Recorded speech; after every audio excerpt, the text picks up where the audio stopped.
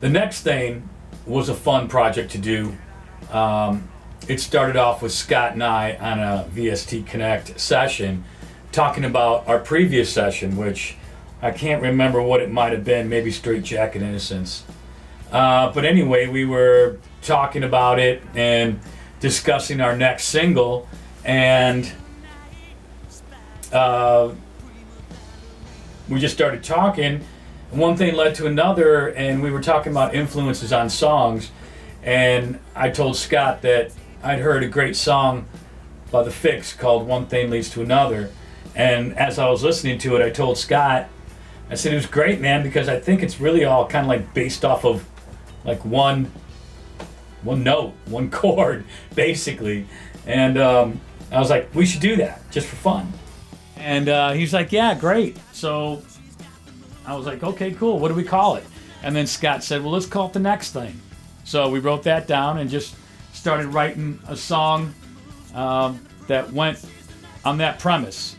So a song that was basically just a song based around one note, which kind of made it fun and interesting. We've never done that before. Lou and I were talking about The Fix, One Thing Leads to Another, and it's a single chord song. In other words, from front to back, one chord. And it's a really cool tune when you get down to it, right? Very cool groove, and we became sort of obsessed at that moment with, hey, we could pull off a single chord song, right? And that's kind of the genesis of what became The Next Thing, like constricting ourselves to a single chord and yet working through that to make it a very interesting song to write, record, and perform. And we got to perform this live a few times. A lot of fun to do. So there you go, the single chord song, how to make it work.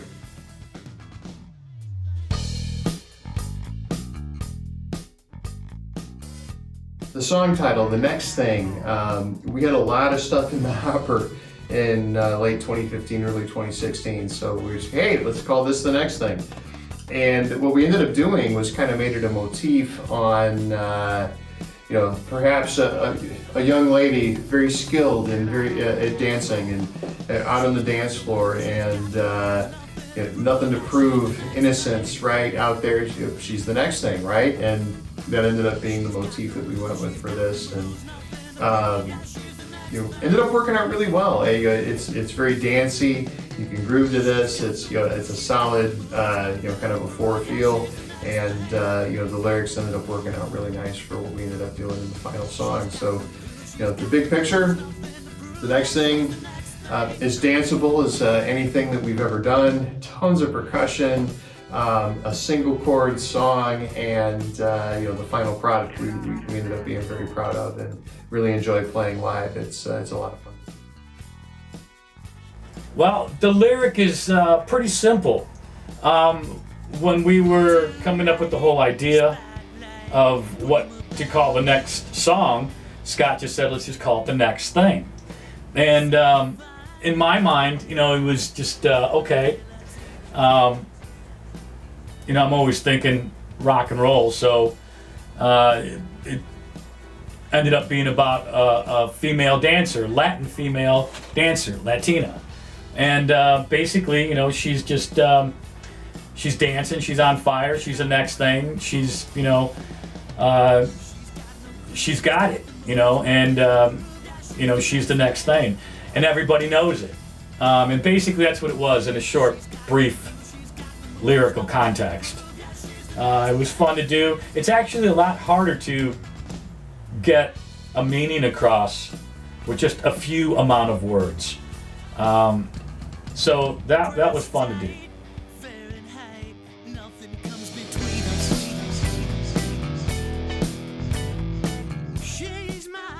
Lou and I didn't have a guitar player we were working with at the time. It was just the two of us.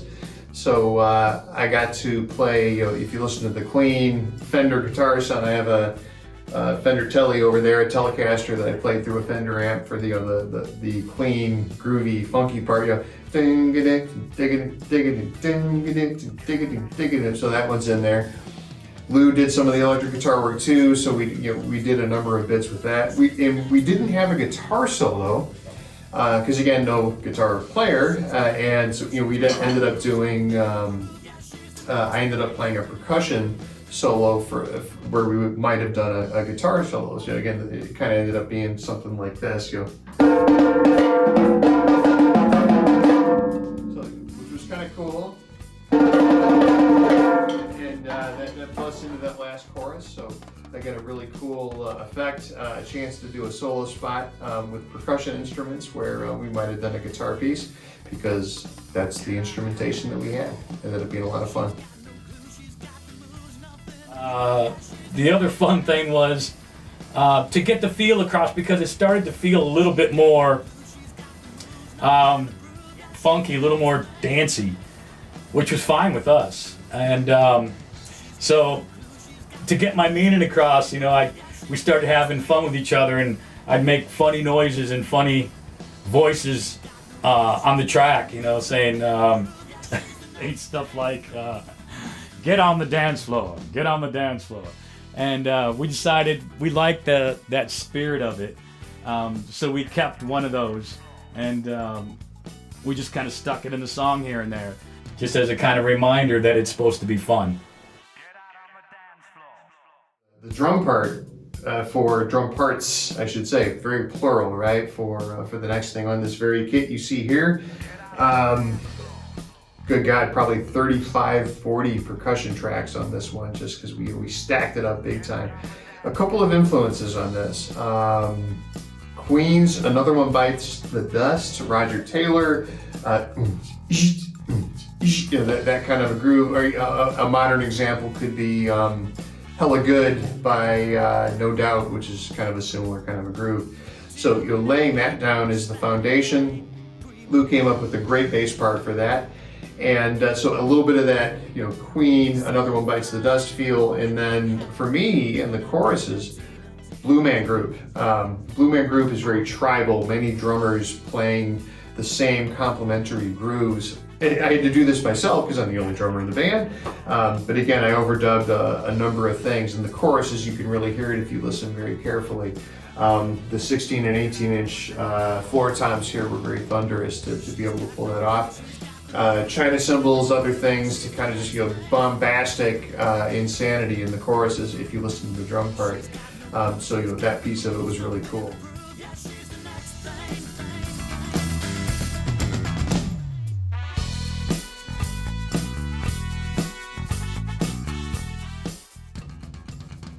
You guys can always find all of our stuff at www.songcraft2000.com. And I believe it's on all of the streaming sites. Everything from Amazon to Spotify and all the others, 150 plus. So please check it out. It was a lot of fun to do. Thanks.